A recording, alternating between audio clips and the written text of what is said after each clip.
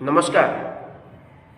नुआपड़ावासी को मोर विनम्र निवेदन, आसंता उपनिर्वाचन 11 तारिख में आपण कांग्रेस प्रार्थी घासीराम माझी को अधिक अधिक भोट दे जययुक्त करांतु।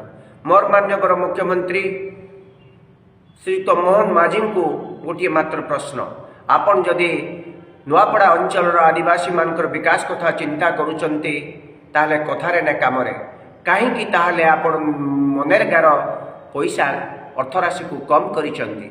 जदि से अंचल लोक काम पाइबे नहीं, तांको हाथ को टंका आसीबो नहीं, विकास कौन कथारे हेबो ना कामरे हेबो, ये प्रश्नर उत्तर रखंतु।